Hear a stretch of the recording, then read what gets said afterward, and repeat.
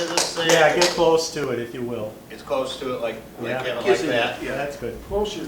Yeah, yeah, closer. That's good. So, like a gun in my face? Right. That could be right. Yeah, I sure can. Okay, what I want to do is give you some highlights from my book, which would probably be best done if I just read it page one all the way through, but that would probably be kind of dull. So I'm just going to skip around in a vaguely chronological order and try to point out some of the things I think are interesting that I found out in doing research for this book. Now, I start off the book with a discussion of biases, because I think often people rush into the study of history or the writing of history, and they have no idea of the things one has to watch out for. So I have a long discussion of that. One of the most obvious and unavoidable, but we have to always be aware of it, is the bias of selection. So why am I talking about Europe in the first place? Why modern Europe? Within that context, why am I talking about the instance I talked about? Those are all biases of selection, because it's impossible to cover every topic. So anytime I cover something in this book, it means I've excluded something else. Now you might say, well, couldn't you have written a longer book? Well, my editor, Pluto, said no, because it would be unsellable if it got past a certain point. I wanted to keep it to a certain length. Besides, even if I could write forever, and some people have tried to do this, and you wind up with 25 volumes of something, you still are leaving a lot out, right? Because there are going to be other biases that come in with the bias of selection. I don't know a word of Indonesian. My Finnish is non-existent. I can order a beer in Stockholm. That's as far as my Swedish goes. I'm unfamiliar with any of the sub-Saharan African languages. So, you know, basically, we got a situation where I'm stuck with the typical Western languages. You know, I know some French, some German, a little bit of English. So, you know, I have to sort of muddle through with those languages or with translations into some language I can read. But without going into anything more about biases, I'm going to talk about two biases I directly attack in this book. Try to have this book overcome those biases that you normally see in a survey of modern Europe. The first is the class bias. That is to say, the idea that the world revolves around the rich and famous. That revolutions rise, revolutions fall, because of those great names that they may have made you learn at one time or another in school. Now, I'm not denying that the rich and famous have influence. In fact, have more influence than perhaps an average person. But what I am denying is the idea that they're the ones that have the only agency. I'm making the argument that the common people actually play an important role in all this. And one of my favorite poems by the German Bertolt Brecht, A Worker Reads History, I'm just going to quote a short passage from that, where he says, and I quote, "Who built the 7 gates of Thebes? The books are filled with the names of kings. Was it the kings who hauled the craggy blocks of stone?" And this whole poem's like this, and I think it's very, very important to keep in mind that we're so used to a narrative that only focuses on the ruling classes, only focuses on the rich. So you hear about Napoleon, not the French soldiers. You hear about Robespierre, not the women involved in the French Revolution. So I'm trying to correct that bias. Along with that, I'm trying to correct the typical sexist bias, and that is the idea that all these events in history take place with little or no involvement whatsoever by females. And I think that Sheila Rowbotham said it best when she argued that not only women's oppression, but their exclusion from history is, quote, part of the same ideology that holds that only the ruling class of any time or territory is important. So I see an intersection between the bias against women and the bias against the common people. Let me give you an example. In 1381, there was an uprising in England. For those of you who don't know the history, you may find surprise at a country that produces, you know, uptown, downstairs, downtown abbeys, back room, and all these other various BBC cultural imperialist things they flog on PBS would actually have uprisings. But they did. And it wasn't just the English Revolution in the 1640s. They actually had an uprising in 1381. Now, first of all, you don't hear much about this in school typically. That's the sort of thing we just sort of skip over often. So it's underplayed. But even more so, if you hear anything, you just hear about poor John Ball, who they draw and quarter for his troubles and fighting against the oppression of the peasantry.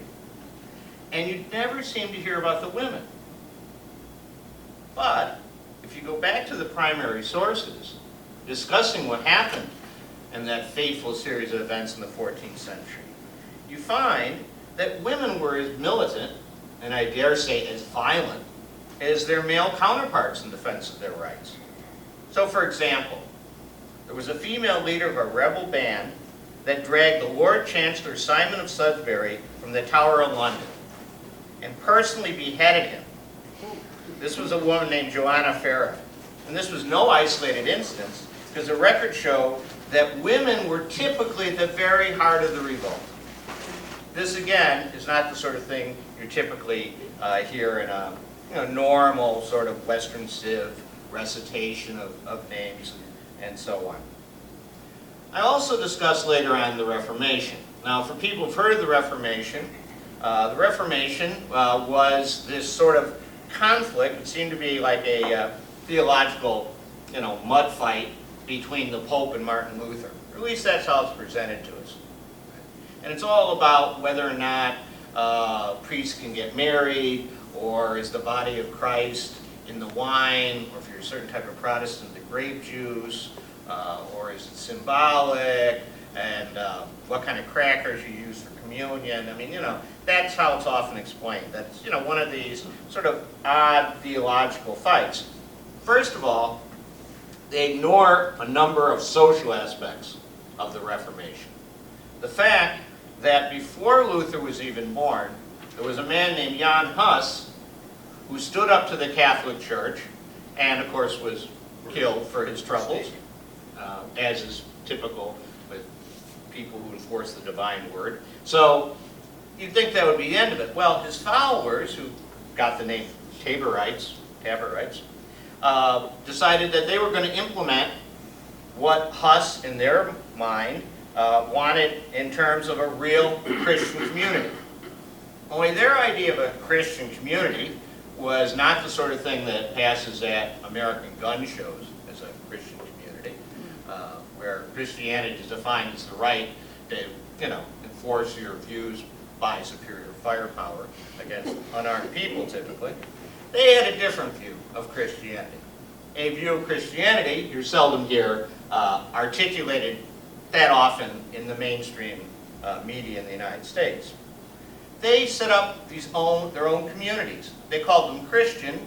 Later scholars, including the Marxist Karl Kautsky, called them communist communities, because their rules included the following, and I'm quoting here: there should be no king, ruler, or subject on the earth, and all imposts and taxes shall cease.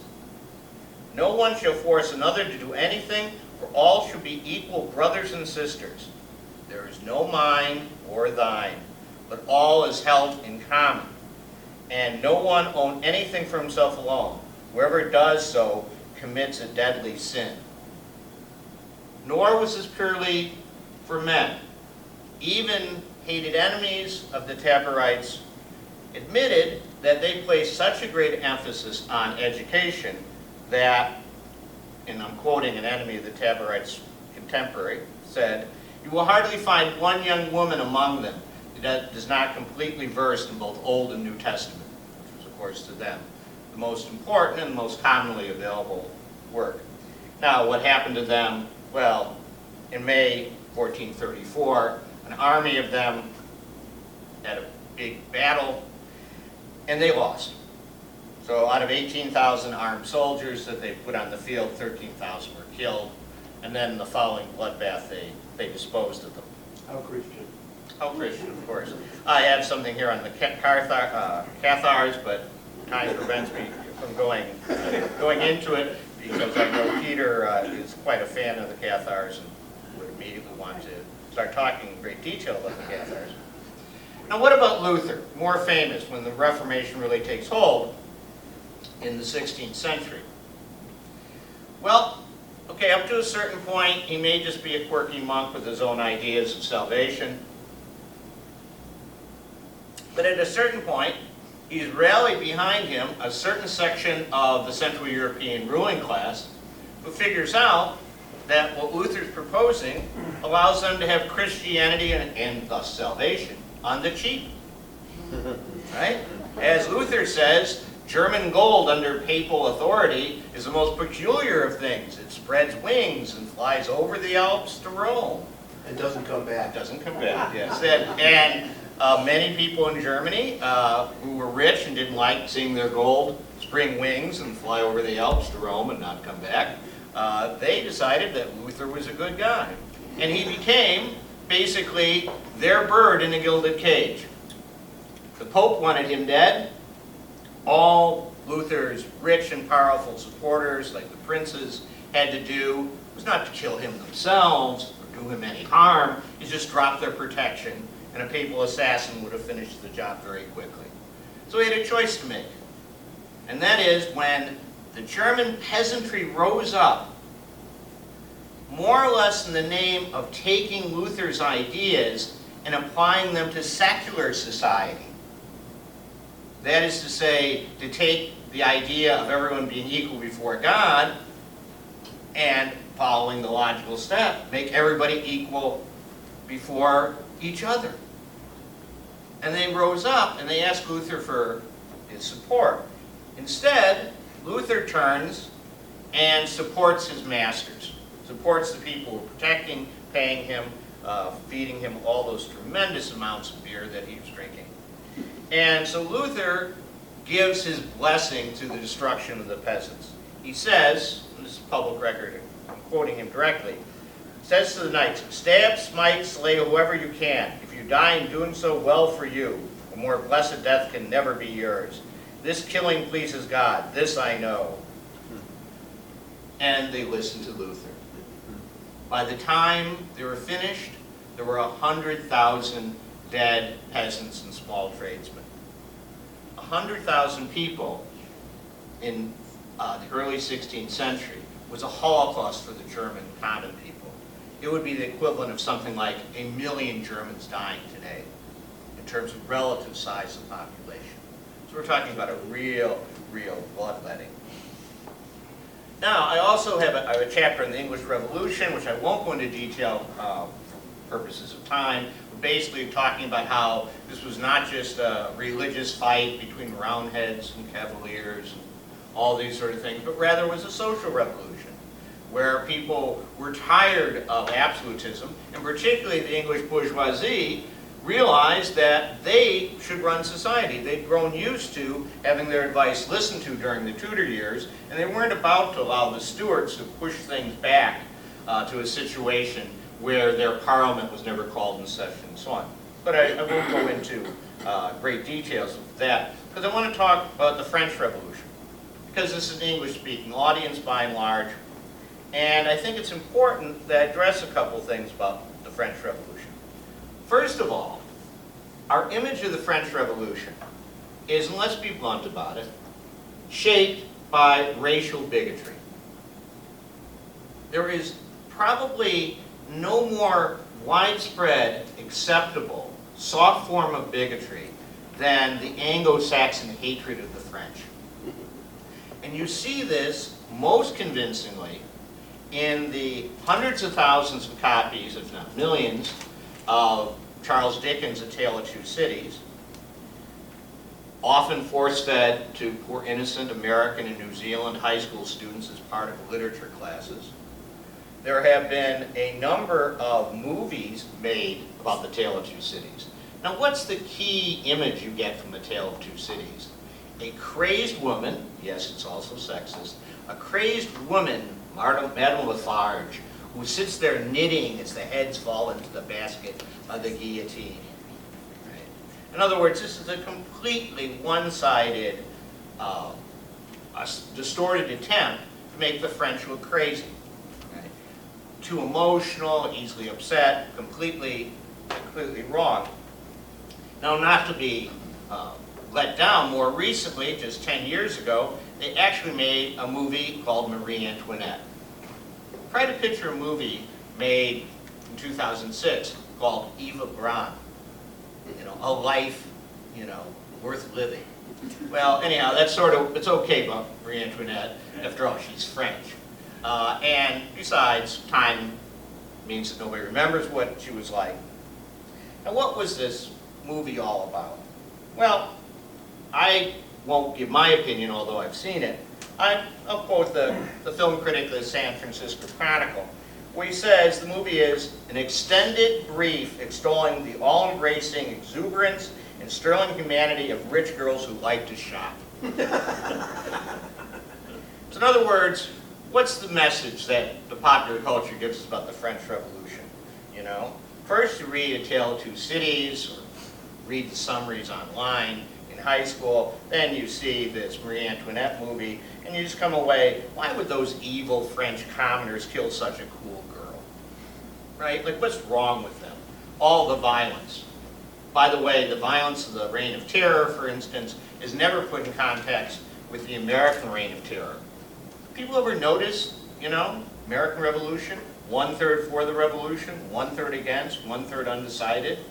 Okay, the French win over Cornwallis at Yorktown. Whoops, I'm sorry, the Americans with just a few tens of thousands of American troops. Most of the French fleet win at Yorktown, but it was the Americans, of course. 18,000 French troops. Only a mere 18,000. Got to put the word mere in front of it, or it's unpatriotic. In any case, and all of a sudden the British have to withdraw. What do you think happened to all those white businessmen who had been connected to the British? All those African-American slaves who run off the plantation of their patriot owners and joined the fight for the British? Do you really think that there wasn't a reign of terror? Well, Washington and Jefferson thought there was a reign of terror. They wrote so in their private letters and said that it was disgracing the revolution, but there was nothing they could do. The boys wanted to get drunk and decide somebody had been a Tory supporter and go drag him out of his house, strip him naked and cover him with tar and feather and watch while he died of suffocating agony. Well, so be it. For me, I'll take the guillotine. Right? That shows my French cultural predilections, perhaps, but I'd rather have a clean cut than a messy tar and feather, right?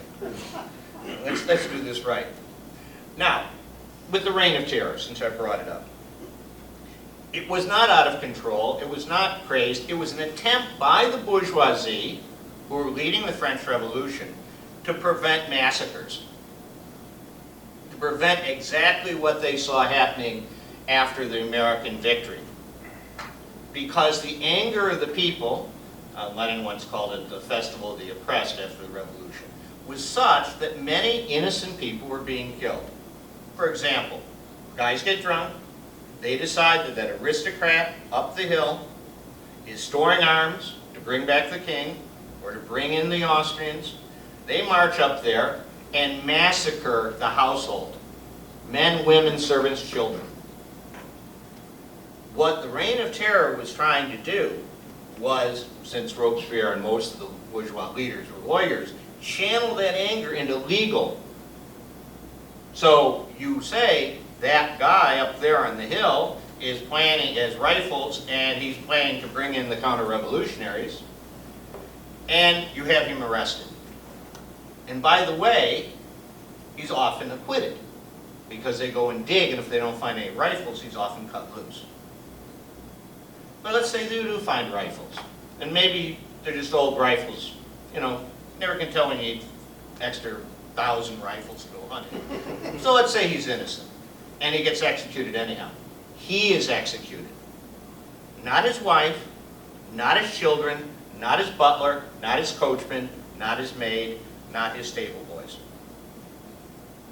Only the guilty pay, from the point of view of the revolution, pay. So I want to point that out too, because the Reign of Terror is often, again, along with the Madame Lafarge thing, it's just this reign of killing anybody.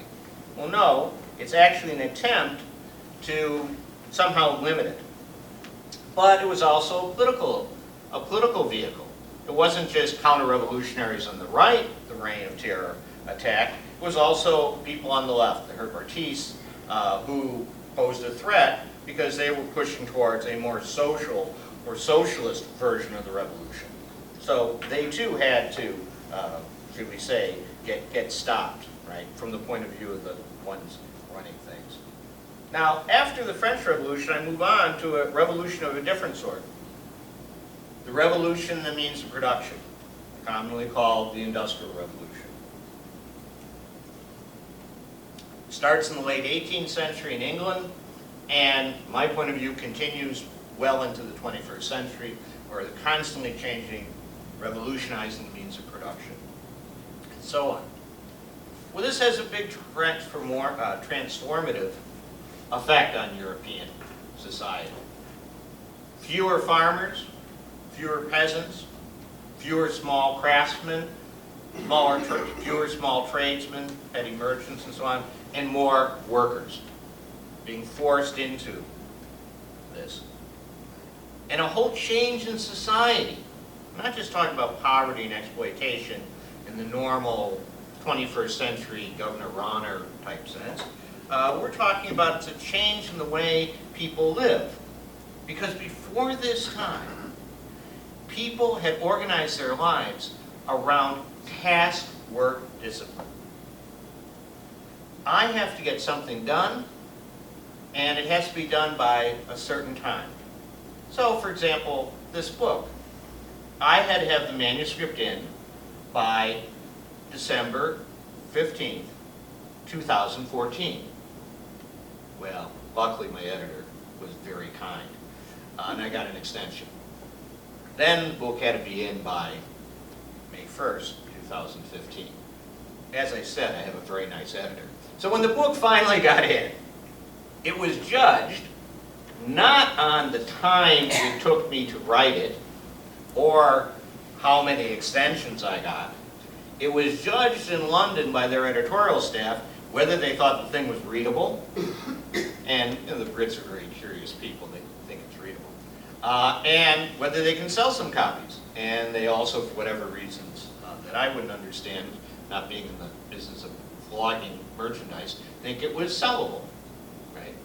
It wasn't judged on the time it took for me to do it. It wasn't like they said, we want a book, and we want you to work on it exactly X thousands of hours. And that's what you're going to get rewarded on, how many hours you put in. It's judged for better, some of you may decide for worse, on the finished product. In other words, the completion of the task. But you now have people thrown in with no control over their work, where they're not just selling their ability to do something, they're selling their time. In other words, they're buying so much of your time, 14, 12, 10 hours, 8 hours, whatever they're buying. And they want you to work that time. I don't know if people have had the experience I've had, some of you surely had, where you had a job where you had to put in so many hours a day, but there would be days when there was no work to do. And there would, particularly if you have a horrible overseer, says you can't surf the web, you're supposed to stay busy, even when you have no work to do, right? So I had a job when I was in graduate school working in a hospital, and fortunately, I, unlike some people, am a very fast typist, and I type up these charting notes, and I always got my 8 hours work done in like 5.5 or 6. I just couldn't, do any different. I mean, my work habits. But then, I could neither read nor surf the web, although I tried to do a secret. It was a room like this, not a private office, right? And I had to pretend to always be doing things. Right? So in fact, I often wound up retyping the same notes over again if the supervisor was hanging around too much. I would just take the old note, hide it on the computer and retype it. Which was probably good typing practice, but was really, really boring. Anyhow, enough about my own personal experience in the Industrial Revolution. It wasn't that long ago. It was not in the 1780s, much as you might think it was. So what does this mean for the common people? Well, I want to quote an economist who people may have heard of. He says there's an inherent conflict here. Workmen desire to get as much, the masters to give as little as possible. It is not, however, difficult to see which of the two parties have the advantage of this view. The masters, being fewer in number, can combine much more easily, and neither government actions nor laws prevent this, while it prohibits those of the workmen. This looks like a erudite group. Who said, what famous economist said that? Adam Smith. What? Adam Smith. Adam Smith.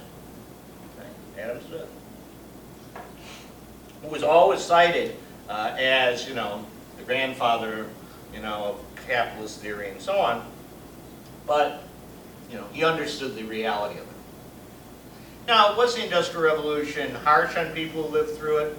I would say yes. But let's forget something like losing control of your time. That's sort of an abstraction. People might even make the argument it's good to become more time aware. People start having clocks and watches, and now the time on their cell phone, et cetera, et cetera. Alarms go off on your cell phone because it's time for you to chew gum or something. Some people say that's good. Let's look at something really, really empirical. Height.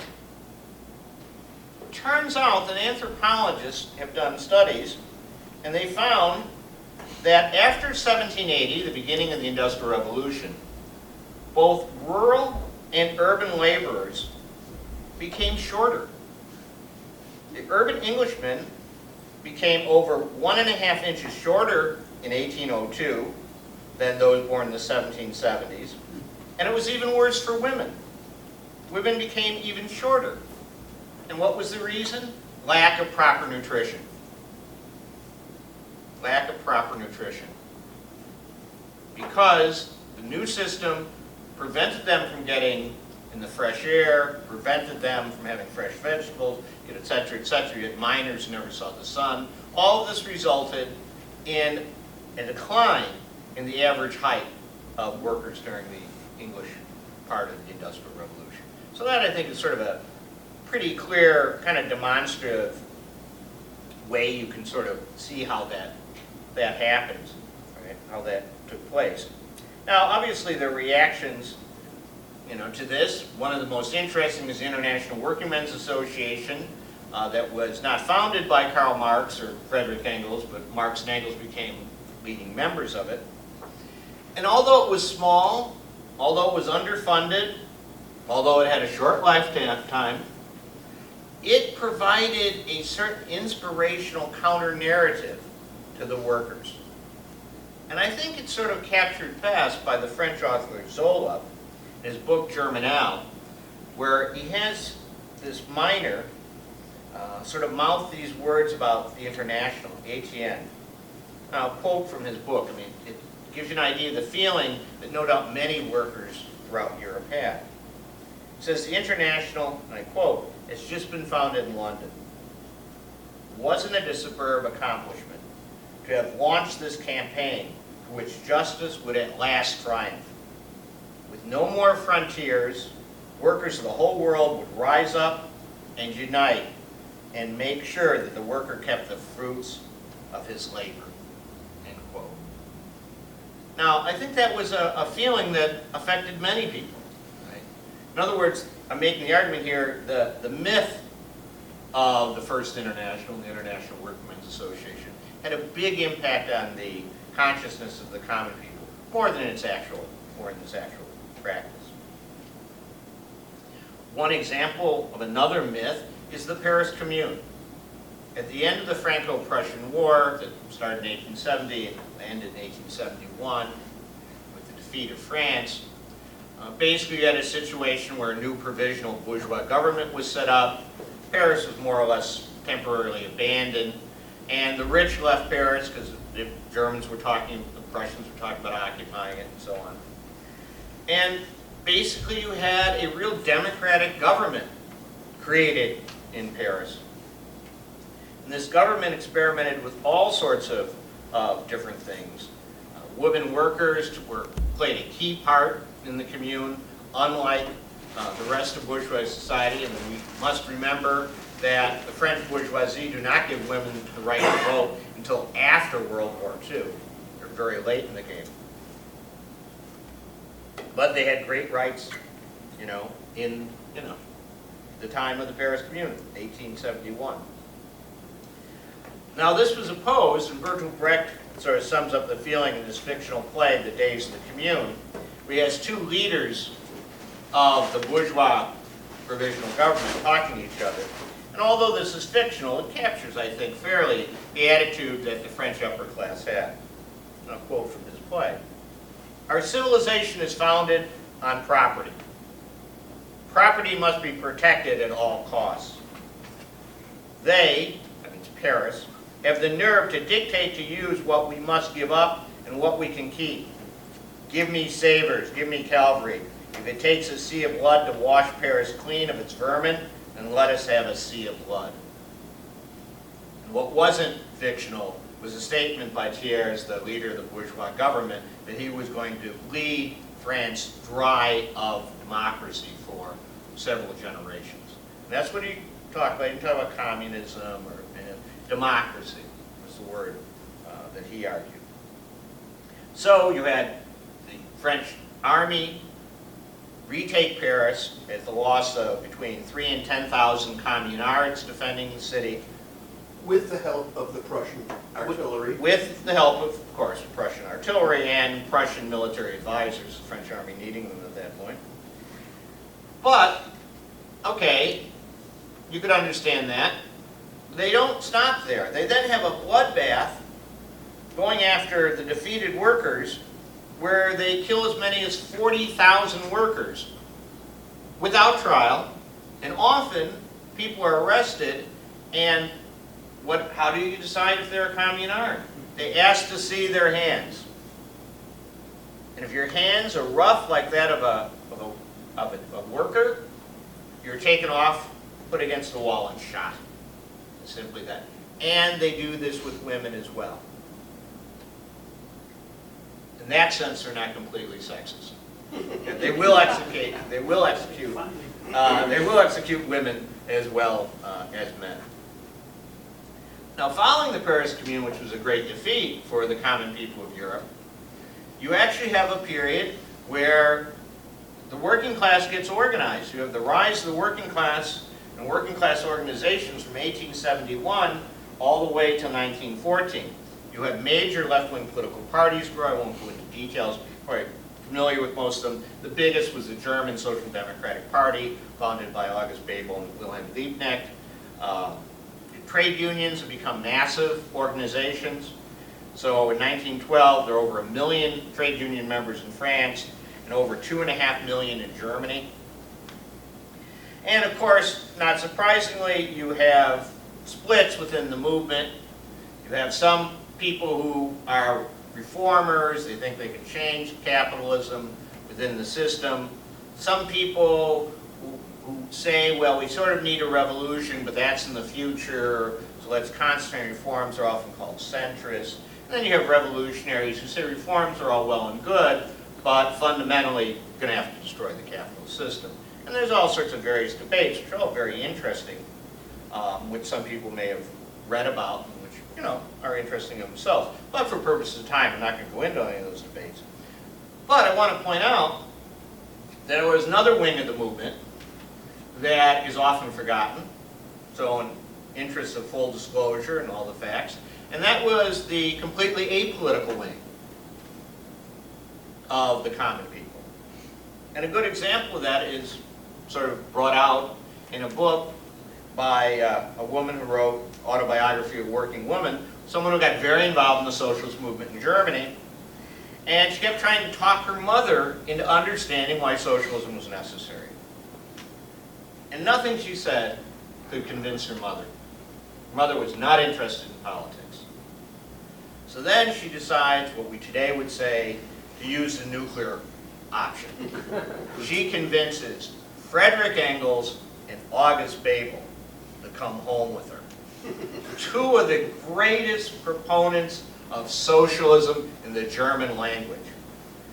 And they back up the daughter and they harangue the mother on how all working women have to stand together for the cause of humanity and socialism.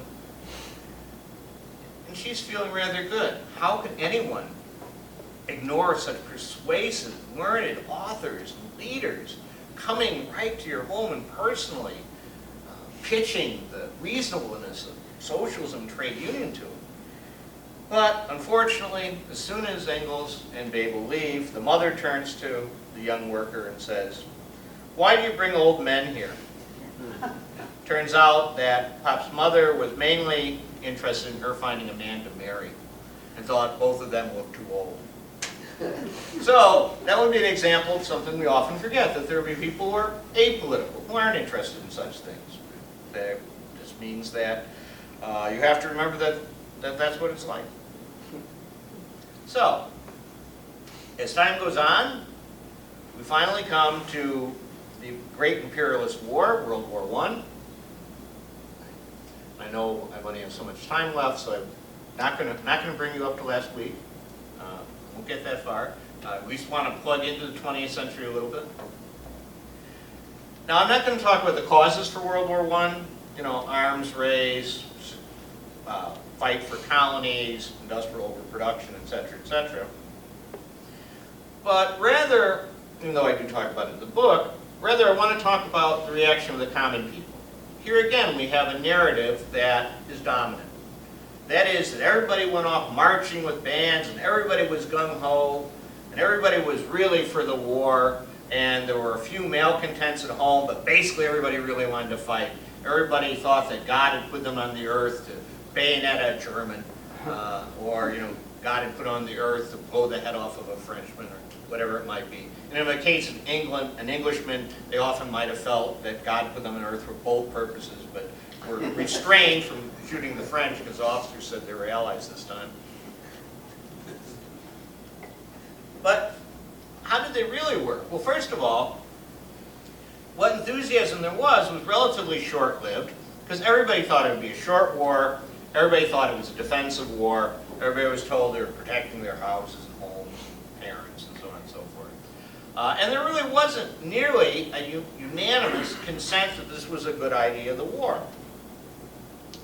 So, for example, we have a diary of a German soldier. And this entry from his diary comes while the Germans are advancing on Paris. Historical context is often very important. The Germans are winning. Most of the German soldiers think they're going to take Paris. This is not the reaction of a defeated and demoralized army at the end of the war. This is an army that's expecting to break through the French lines, occupy Paris, and win the war for Germany. However, some officers find some defeated French combatants taken prisoner and order they be killed, order they be shot. Under military discipline, the German soldiers carry out the order. However, I'll quote from his diary, not all of the soldiers approved of that senseless, that criminal murdering. Some of the gentlemen, he puts in quotes, who had ordered us to murder our French comrades were killed by mistake in the darkness of the night, by their own people, of course.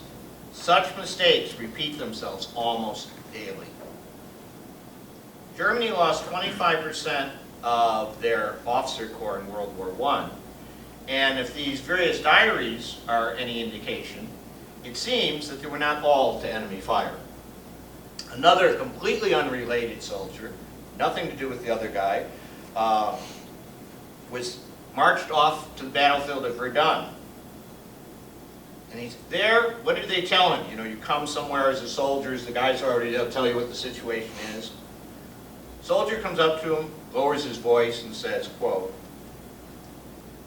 "A bullet from the rear is just as good as a bullet from the front." And he immediately knew what he was saying. The officers give orders that you think are immoral or suicidal, shoot the officer. There's a similar story of things happening in France. In fact, in 1917, the whole French army mutinies. 49 divisions out of the 113 infantry divisions mutiny. And in one case, they sent a general to reprimand the people for doing this. And one of the French soldiers there watched what happened. The mutineers grabbed and slammed the general against the wall, or he was about to be shot, when a much beloved commander succeeded in saving the general. The next day, they assembled us for departure to the trenches. Noisy demonstrations resulted. Cries, songs, shouts, whistles, and of course the Internationale was heard. I truly believe that if the officers had made one provocative gesture, said one word against the uproar, they would have been massacred without pity. So great was the agitation. So it's not limited to losing sides, it's not limited to the very end of the war. This stuff is going on throughout. Now on the home front, you see women workers being poisoned in TNT, the canary women of England, because their skin turns yellow from the munitions they're making, suffering. You see bread riots in Germany, where women can't get enough food to feed their families because of the British blockade, which starves to death like 750,000 Germans, because Germany was a food importing nation. And unfortunately, the food shortages in Germany were even worse in Vienna, in the heartland of Austro-Hungary, because they had even less access to, imports of foods. And things got so bad that the Germans tried various experiments, such as raising cockroaches and then turning them into a type of pate. It apparently was scientifically successful, but a cultural failure, because people wouldn't eat the stuff.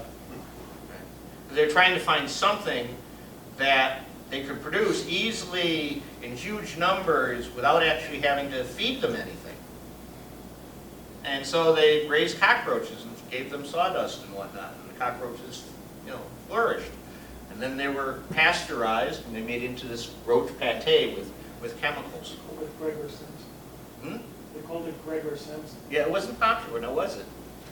In fact, it was very unpopular. Of course, they also came up with Jell-O, which for some reason people seem to like. So, yeah, Jell-O will always be with us. I think of Jell-O, I think of the Kaiser and Bill Cosby. So take that however you will. Now, following the war, of course, you're going to have mighty revolutions. The Russian revolutions, February and October in Russia. The German Revolution of November 1918, also various uprisings afterwards, like January 1919. The Hungarian Soviet Republic, the Munich Soviet Republic, and so on. Time doesn't allow me to go do justice to any of these. Suffice to say, I talk about them in detail in the book, they were very, very important. Now, I'm skipping over them because I assume that most people in the crowd are more likely to know about those things than some other things I might talk about. So what do you have after the dust settles? Well, if the dust settles, you have, in Germany, the Weimar Republic, where they made a deal with the devil. They made a deal with the general staff of the German army, the Social Democrats have, while the far left has been beheaded. Luxemburg, Liebknecht, Kurt Eisner have all been killed. But there was no purge of the judges or the monarchists or anything. In other words, the old saying is the Kaiser goes, the generals remain. But, we have to be fair about these things. The Weimar Republic compares very, very favorably in terms of female rights. Women get the right to vote long before they do in France or Italy. And women also become a higher percentage of members of parliament than they are in England or in the United States. So there was a lot more female emancipation you might want to think. And also, one of the things I discovered is, you always hear this stuff about the Prussian militaristic tradition and how brutal the Prussians were. And the fun-loving, Nazi-loving Bavarians always say they're the nice guys and the Prussians are all monsters. Well, let's look at this myth of Prussian brutality for a second. It's often they cite, that, Frederick the Great, because he built a great military machine. Therefore, you know, he was one of the leaders of creating Prussia and it becoming an army with a state rather than a state with an army and so on. But if you look deeper, you find that Frederick the Great was actually a man of the Enlightenment and very famously said, and I want to quote him here, "All religions are just as good as each other." He was an atheist. "As long as the people who practice them are honest. And even if Turks and heathens came and wanted to populate the country, then we would build mosques and temples for them." So from Frederick the Great to Angela Merkel, we see a direct line, like, okay, come on, we need cheap labor. You know. So, what about the whole thing about brutality? Well, what about executions? In the 19th century, the number of people executed in England and Wales executed that of Prussia 60 to 1 in the 19th century. In other words, for every person executed in Prussia, 60 were executed in England and Wales. And here's one of the main differences. The Prussians executed people almost exclusively for homicide. They mainly executed murderers. The English, on the other hand, executed pickpockets and various people who committed crimes against poverty. So, how do we get the fascists? Well, in both Italy and in Germany, you have a situation of instability, and you have these radical right groups through demagoguery and a successful hotel career. No, I'm confusing with Trump. Through being married to a former president. No, I'm confusing with Clinton. But anyhow, Mussolini, Hitler, Clinton, Trump. You know, it's hard to keep these things straight sometimes. Historian always has to keep their time period straight. Anyhow, these marginal groups grow up, protest movements and so on. One of the myths that really irritates me is this whole idea that the Italian people chose Il Duce, that the German people chose Der Fuhrer. Neither Mussolini nor Hitler could get anything approaching majority in a free election. Let me just use the Hitler example. The most Hitler ever got in a free election, not those fake plebiscites where you're asked to check the yeah box while the stormtroopers watch you, but you know, a regular free election, was 37.3% of the vote. Right? I mean, that's Donald Trump. yeah, maybe Donald Trump. Right? I mean, that's not so great. But a few months later, using the power he had gained, right, by his coalition with the nationalists, with sometimes the estimates go as high as 1 million stormtroopers on the street, firebombing polling places in working class communist neighborhoods, beating up known Nazi opponents, stuffing ballot boxes. That was the election November 1932. They lost 4% of the vote and lost 34 seats in the Reichstag, the German Congress, even with their massive, you know, vote buying, corruption, force, and so on. They were also nearly bankrupt. They had spent every last mark on having a landslide in the November 32 elections, and they were out of money. So what did they do? They cut a deal with the German big business, particularly heavy industry, the German army. They set the Congress building, the Reichstag building on fire, blame the communists, suspend the Constitution, and take power, or rather are given power by, you know, the German ruling classes, which all would have worked, you know, well, if there, you know, hadn't been the fact they got them in a war and they lost it. But what about the German left? What did they do? Well, unfortunately, they were so demoralized by this point, they did nothing. So I'm quoting one German in his 20s that when this happened, the Reichstag fire and so on, this was his response. He said, nothing moved, nothing happened. No strike, no general strike, no call to battle in the streets, nothing. Socialist and communist youth ready to take the fight to the streets waited in vain for the order that never came, except for the instructions of the Communist Party to creep into the underground.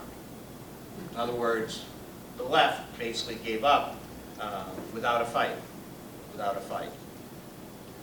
where they obviously could have. Remember, it wasn't that they were by any means, majority. So you have World War II. I don't concentrate in the book on battles and glorious amphibious landings on Omaha Beach, etc., etc. Rather, I talk about resistance of the common people in Europe itself and how important that was. Right? So we know about the French resistance. There's some good stories here about that.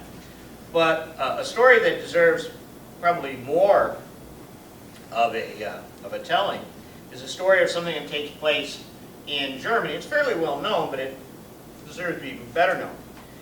In 1943, Joseph Goebbels, who was the Nazi executive running Berlin, decided that he was going to give the Fuhrer a birthday present.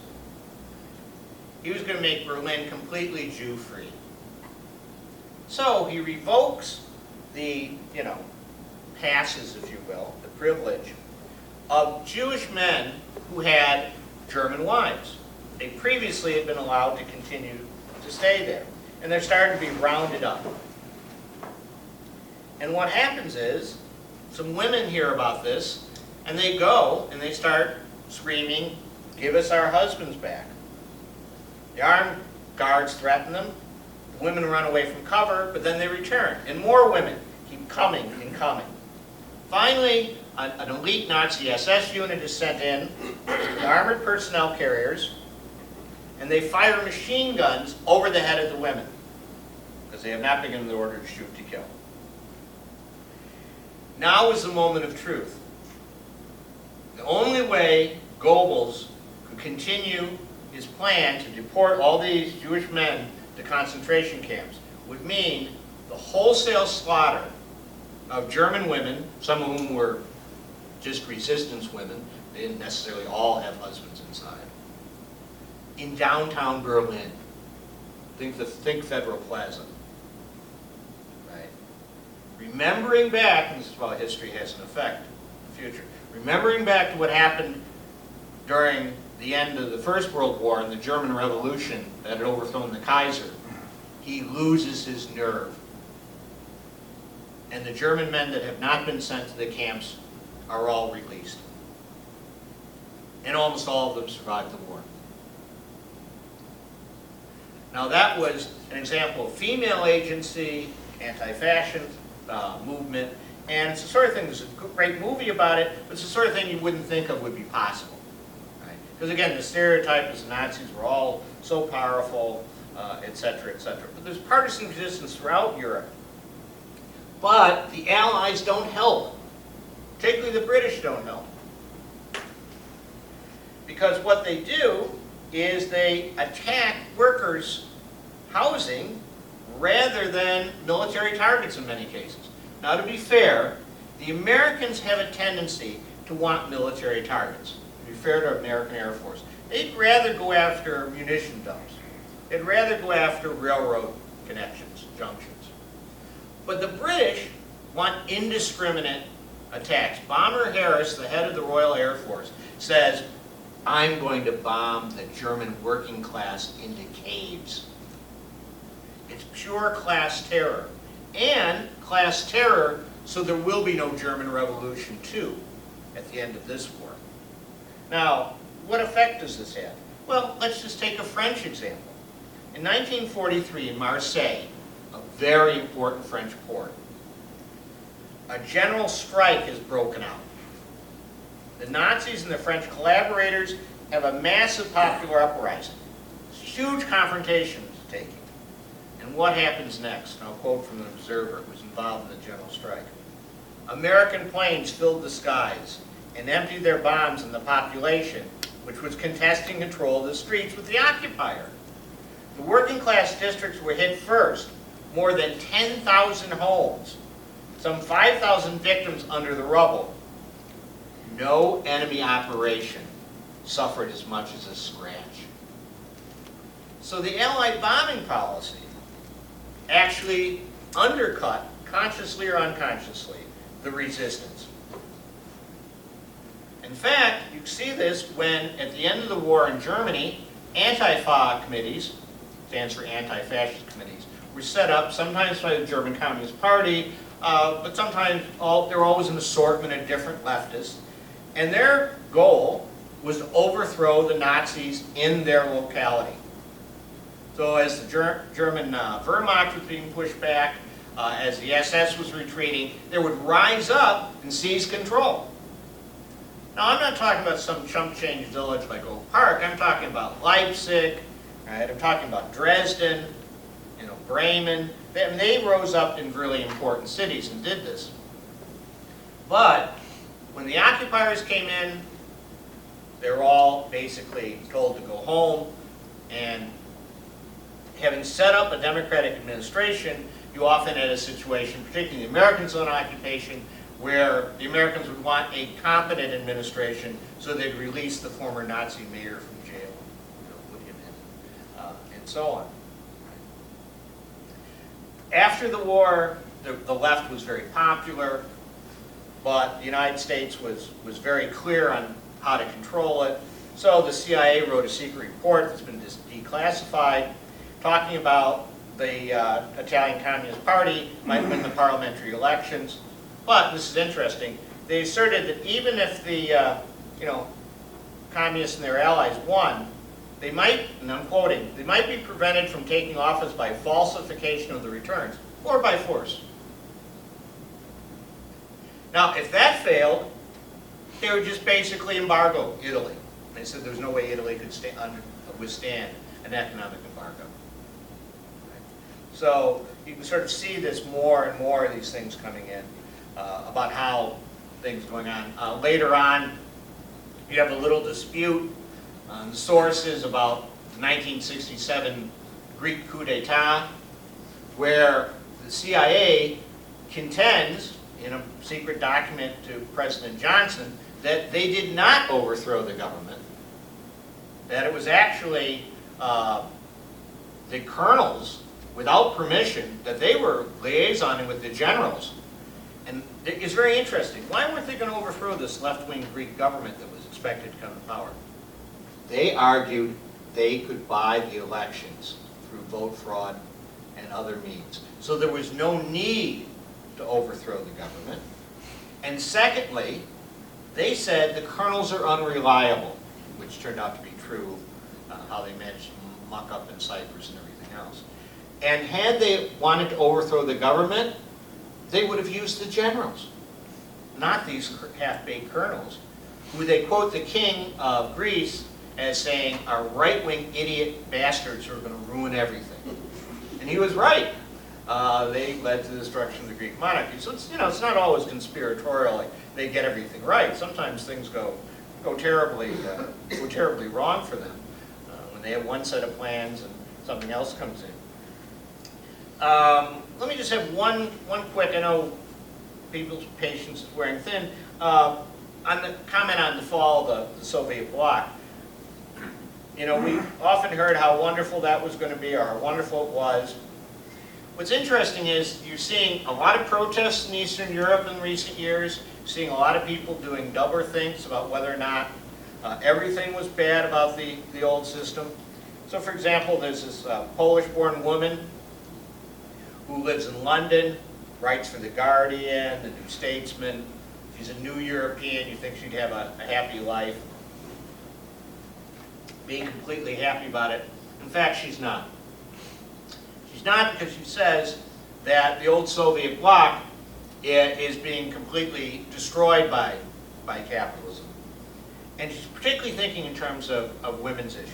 So I'll quote her. About, you travel east. What strikes you is the seediness, the astonishing amounts of peep shows, sex shops, and various strip and gentleman clubs. The more one goes east, the sleazier it gets. In a hotel, on the shelf, there's lots of flyers, totally assuming you're there to use Eastern girls' charms. The sex industry that mushroomed in the East is only one side of the capitalist transition. There's another aspect of it, and I know we're running out of time, I'll end on this. It's a story that may or may not be true, but it's an interesting story. The former Yugoslav philosopher Zizek tells it. And it's a rumor that floating around Germany, and particularly Berlin, that after the collapse of the Soviet Union, Gorbachev came and wanted to meet with Willy Brandt, longtime leader of the German Social Democrats, former leader of West Germany, and that Gorbachev, and his bodyguards went to Brandt's residence, rang the doorbell, and Brandt refused to answer. And I'll quote here, not because he believed in Soviet-style rule, but because the collapse of the Soviets endangered his life work as reformer. And here Zizek says, Brandt knew that the capitalist system is ready to make concessions to the workers and the poor only if there is a serious threat of an alternative, of a different mode of production. The moment the alternative vanishes, one can proceed to dismantle the welfare state. Whether the story is true or not, that's basically what has happened. So I'll end there and take questions.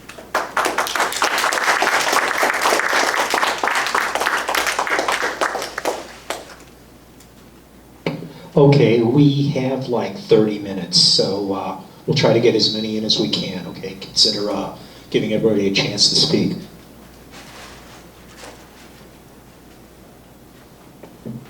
So thanks, a great presentation, a terrific book. Most European history books are histories of declension or a laundry list of cataclysms, of near-death experiences. This is an opposite. The opposite, I think, a book that where class politics are an everyday practice. I think that's really useful. I have two quick questions. One is about your original comment about bias and history and historiography. This week, a well-regarded American historian wrote that historians don't seek models, and I know this book uses models effectively, and models that I happen to agree with, but I think models that are also useful, whether it's Gramsci or Marcel Vanderlip, or E.H. Carr, or E.P. Thompson. And I'm wondering what your thoughts are if working through this kind of book has changed your conception of the universality of certain kinds of historical models. The second question is about contemporary European history. The rise of right-wing parties and politics throughout Central and Western Europe. Some have argued that it kind of looks like the 1920s, when fascism and corporativism was being organized. I'm wondering if you had any input on that. Hi, so I just have sort of 2.5 questions, comments. The half's the hard one. Well, I'm not sure. So one thing is I enjoyed the book, but there was one first point, which is what struck me as somewhat of a curious omission, which is that through a large part of the book that you deal with, Europe basically conquered the world. And the relationship of Europe to its colonial projects and the relationship of Europe to the rest of the world is largely absent from the book, and I was very struck by that omission. The bigger question, going to the question of bias, is that reading the book, I kept sort of wondering, well, what is the politics here? And particularly looking at the later part, there seems to be a kind of fundamental ambivalence around Stalinism. At one point you speak of the Cold War as a competition between two imperial systems. It's class-based, and you're certainly not pro-Stalinist. But the sense I had of the general politics is of a kind of popular front history. And you even use the word popular front from below. And sort of the half point, which I don't want to get into, but when you're talking about the French Revolution, which is a subject I could say several things about, one thing that has to be borne in mind about the French Revolution and the terror is that a lot of the terror was directed at the common people, right? In other words, something like the Vendée, the Vendéans were the common people being motivated by a reactionary ideology, and similar problems of middle-class allies of the Jacobins occurred throughout French allied and occupied Europe. So I guess my question is, to what extent does the format of the idea of a people's history obscure the problem that the left, right, you begin with the late Middle Ages, the left, which is a modern, late 18th century to the present, is also based on ideas, right? It's not just the phenomenon of class or the people, right? I guess that's the hard core of the question. Okay, so I'll take these in the order I got them. In terms of models and biases, I found that models become even more important when you try to do these things, because the danger you have, and I've seen many sort of Western civ, world civilization textbooks, American history textbooks, where their model is eclecticism. Like they just sort of throw things in because they sound interesting, or this guy's got a name, or isn't this a curious incident, with no sort of rhyme or reason. In fact, that's why sometimes students kind of look at history as being nothing more than a bunch of only vaguely connected names and dates and so on. So I was trying to have a model that somehow had like human agency as a given, and tried to look at the people when they were in motion, right? And when they were doing things, when they had an impact, as a sort of correction to the idea of the people being passive. So that was one of the models. Also the model's obviously a type of Marxist model in terms of looking at economic class struggle and things of that sort. So in terms of models, that's what I was thinking. Does that answer your question more or less? Those are big questions. They're all big questions. Even the half questions are big questions. Okay, the rise of the right. It's too soon to say if it's really going to be like the 20s or not. I mean, so far we haven't seen anything that significant, comparatively speaking. I mean, there are some really nasty outfits out there, don't get me wrong. Golden Dawn in Greece clearly is an example of that sort of thing. But the question is, what sort of legs do they have? Because I follow the sort of classic opinion that, Trotsky said that the bourgeoisie likes fascism as much as a man with aching teeth likes going to the dentist. I don't think that the threat from the left is big enough in most countries, most contexts, for there to be any real ruling class support for anything as unpleasant, unstable as like a Golden Dawn, right? Now, right-wing populist movements like the UK Independence Party, I mean, I don't consider them really fascist. I mean, I consider them sort of like our Democratic Party or something, or Republican Party, I forget which, this week. But in terms of real fascist parties like Golden Dawn or anything like that, I don't think anybody's really ready to turn to them. Because you have to remember, if your movement model, going back to models, is based on the fact that you're going to take power physically, but not through taking over the army through the rank and file, and not through a popular uprising, that somehow the army is going to allow you to take power or assist you in taking power, which is certainly was the model for Mussolini and Hitler. Well, and Tojo as well, if you want to get into Asian fascism and how that works in a different way. Well, then I can't see any real backing for that. So, for example, Trump's making some crazy comment somewhere, who knows why he said it, but he said something about torturing people, and even somebody in the military establishment says, oh, we wouldn't do that, that's going too far. Well, I mean, that's an indication, for example, that in the United States, which God knows has a lot of fascists, right? And depending how you define it, our mayor is one. But, you want a broad definition. But the fact is, there's not really any support for those sort of radical movements as of yet. As of yet.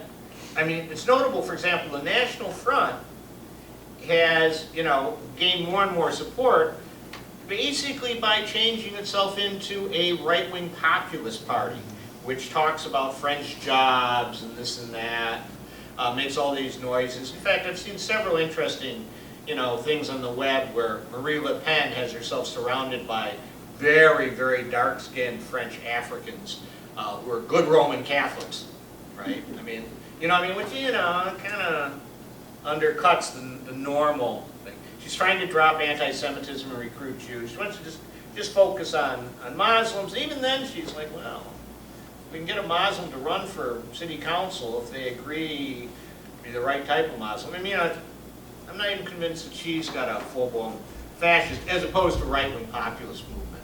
So I'd say it's too early to say it's the 20s yet, or at least the late 20s, maybe the early 20s. Now, Europe and colonies, you're absolutely right. I spoke about Europe and the colonies only briefly throughout the book, and I did so and I explained it from the very beginning, bias of selection. I could have spent this entire book talking about Germany's relationship with their colonies and how that influenced the 100,000 Africans that died in Africa fighting during World War I. There's an excellent book on it, and so on and so forth. But, you know, there's an old saying, I come from Frederick the Great, and he who defends everything defends nothing.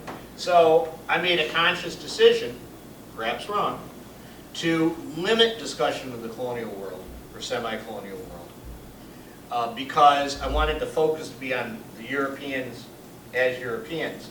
Even though I mentioned some of the massacres in India and some of the big events, but I don't go into the Algerian struggle for independence the way I could have. I don't know if I mentioned the Opium Wars against China. I mean, trying to sort of zero in on the topic of domestic European affairs without bringing in the whole world, which I know in some ways is impossible and disingenuous and so on, but it was a conscious decision. I mean, it wasn't like by any means an oversight. Because to do that justice, and here we get into the need to select again, it would have been a much larger book, and it sometimes would have almost run at cross purposes, because if I was going to write it, I'd want, like, you know, entire chapters on the Vietnamese liberation struggle against the French, which then it becomes not a people's history of modern Europe, it becomes people's history of modern Europe, her colonies, and most of the world. You know, it's like, just chose not Let's say to. the post-war history of France, it's hard to tell without the presence of Algeria as part of the narrative. Right. No, you're absolutely right. As it was, the editor took my last 2,000 words and just says, we don't have room for it. So, no, I mean, all this great stuff about street fighting in Athens, and, you know, blah, blah, blah, blah, and Golden Dawn, and he said, no. I mean, you know, so that was a biased selection. Whatever. Now, in terms of politics, yeah, I can see where you get the idea of pop front from below type history. What I was trying to do was making this a very general history to be accessible to people from many different viewpoints, rather than a, say, dogmatic track or a theoretical piece. Because its intention, again, like E.H. Carr said, the facts you come up with, you know, sort of like fishing. The fish you get depends on where you fish and what bait you use. I mean, here, I'll tell you what fish I'm looking to get. I'm looking for undergraduate students in college. Right? Or just like average interested readers. Right? And long discussions of, you know, various political questions, like why somebody was right about the Popular Front being, you know, wrong, and how Trotsky's United Front differs from the Popular Front, in my experience, is a way to put the class to sleep. I mean, so again, I mean, it was a conscious decision to not get into that level of technical political discussion that I was afraid would sort of turn off casual readers and undergraduates. In other words, I sacrificed a depth of politics to try to make it more accessible. Was it at least somewhat accessible, would you say? Yes, it was very accessible. Okay, okay. Now, the French terror, directed at the common people. Well, terrors are always directed at common people. The question is, what was the motivation of the terror? And whether the terror was, as the stereotype has it, just random violence against anybody on any basis, or whether there was a logic to it. And what I'm saying is the logic was, we have a group of lawyers, and let's be frank about this, leaders of the terror, like Robespierre, were mainly trained in the law. They very consciously, you can look at the sources, most of which are in English now, or, you know, basic enough French you can understand if you know some French. Their idea is they wanted to stop the massacres. They want to stop the massacres, which they think are discrediting the revolution. And they want to stop the massacres because they're afraid it will lead to chaos. So what they want to do is have the terror be an instrument where they take an emotional violence and turn it into a juridical violence. Right? That no, you can't go kill that guy because he's counter-revolutionary, but tell us and we'll give him a trial. Right, my comment was not about the defense of the terror, which I agree with. but my comment was about the concept of the common people. Mm. Obviously, the sans-culottes were supporting the liberties of the jacket for the common people. Right. But so were the Vendéan peasants who were supporting the react. So isn't there a problem I mean, there's a kind of desire, it seems, to narrate the common people as sort of on the side of progress. But obviously, a lot of that history, large parts of the commons were not, right? Of course. And that was the point I was getting. Oh, that point I freely accept. That's always the case, right? I'm sorry, I can't get up. Oh, I just wanted to ask you a quick question. Do you have a recent reference for the quote-unquote terror that was here after the American Revolution? Not off the top of my head, but it's first of all, you can find it fairly easily. The other thing is, the reason why I knew to look for such a thing is this is what historians often forget to do, and that is, you know, they're all so busy recording what the barking dogs are saying, you know, that they don't ask about the dog that doesn't bark. And my question was, having read, you know, primary sources about all these New Yorkers cheering the British troops, walking down the streets and so on, my next thought is, you know, after Yorktown and so on, and reading about this, whatever happened to all these people? What, you know, obviously some were successfully able to exchange sides, some left the country, Canada, Nova Scotia particularly. Some went to the Caribbean, particularly African American slaves.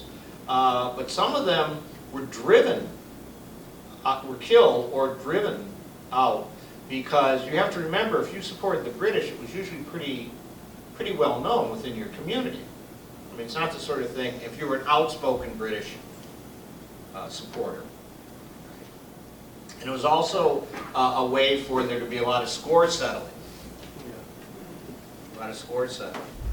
The people who got all the privileges when the British were in charge, well, when the tide turned, that reversed things.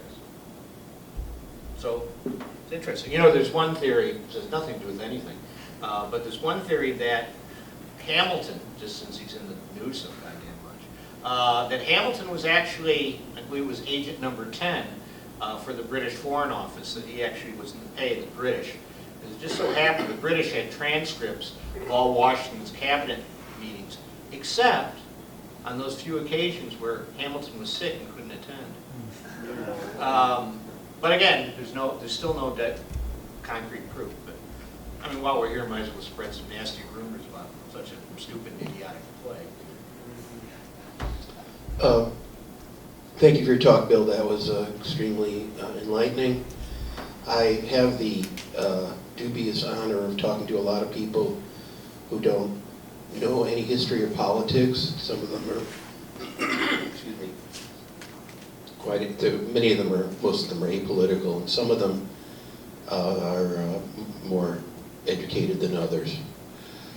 But I wish I had something to say about the notion of history from below, which was your whole point from the beginning of the first class through all 6 classes I took with you and this talk today. But I do get to talk with people about the power of history because most of them don't know any history either.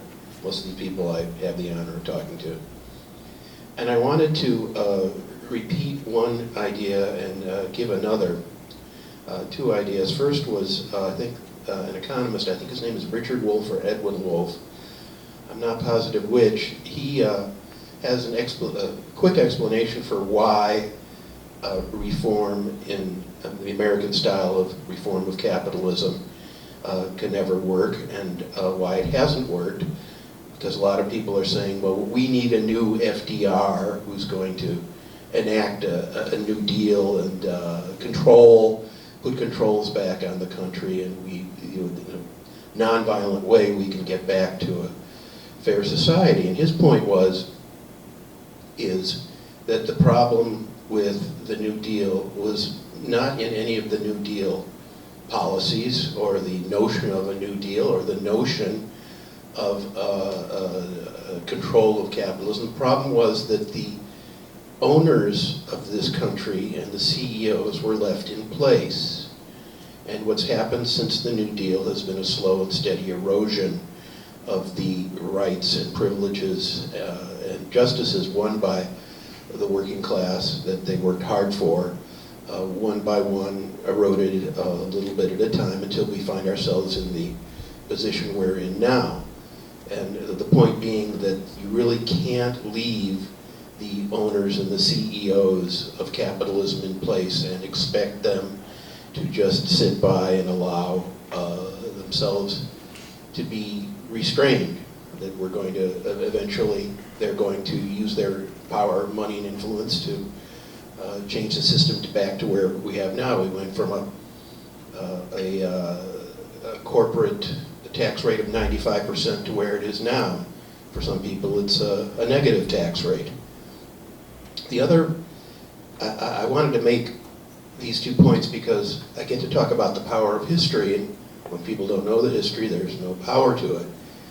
And a lot of people ask me about, socialism, and they say, well, socialism is obviously dead and gone forever and ever because the Soviet Union went out of business. And so, just like a country that goes out of business, just like a company that goes out of business, if a system goes out of business, then therefore it couldn't have been any good and it didn't win in the marketplace of various systems.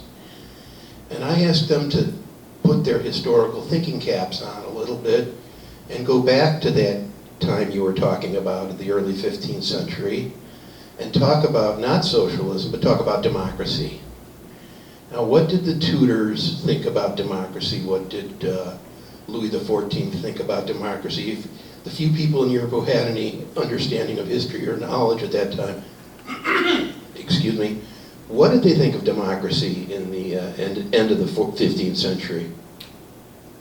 They would have said democracy was some kind of failed experiment by the Greeks and the Romans, that it was obviously no good, it's never coming back. It didn't work. We've got those ridiculous Dutch and Italians who've tried their little democracy, and do you see them ruling the world? No, of course not. The year is 1500, and the idea is divine right of kings. As a king, I'm put here by God, I'm crowned by the Pope, and that's all there is to it. This is now is the pinnacle of all of humanity, and there can never be any change to what happened before. So they would have laughed at you if you'd said something about democracy. If you'd said that in 300 years there was going to be a nation of European ancestors where every male was able to vote through representative democracy, and there was going to be no inheritance of who was going to be the leader, they would have, if they didn't put you in the insane asylum or haul you off to be beheaded, they would have given you enormous odds that that was never going to happen, couldn't possibly happen. So this is my argument when people say socialism couldn't possibly happen. Socialism has been proven wrong again and again, and we have absolute proof because what happened in the recent past and in this marketplace of different systems has shown that it can never happen again. So I wonder if you'd comment on either or both of those ideas. Thank you. No, I think you're absolutely right. I mean, you always hear people say, well, that didn't work, so therefore it's dead as an idea. They thought when they burned Jan Hus it was over. They thought when they killed Munzer, the spiritual leader of the German peasant revolt, it was over. They thought German radicalism ended with the death of Rosa Luxemburg, et cetera, et cetera, et cetera, et cetera. But the fact is, it's not a matter of brilliant people, and if they're dead, the idea is going to vanish. These things come out of the very nature of society, and they're inevitably going to come up again. After all, that quote from Adam Smith, it was very telling. I mean, there's just inherent. There are going to be people who have a certain interest, right, in preserving things exactly the way they are, and there are other people who are going to have an interest in changing things. It's like the famous Bertolt Brecht movie, Kulavampa, where at the end of the movie, there's these young people coming back from a workers' sports camp and so on, and some right-wing, conservative type-looking fellow in a suit says, "Who's going to change the world?" And this young woman looks up at him and says, "Those that don't like it." And I think that's always going to be the case. Well, that looks like that's going to be it, Lil. I don't think we have any more questions. Thank you very much.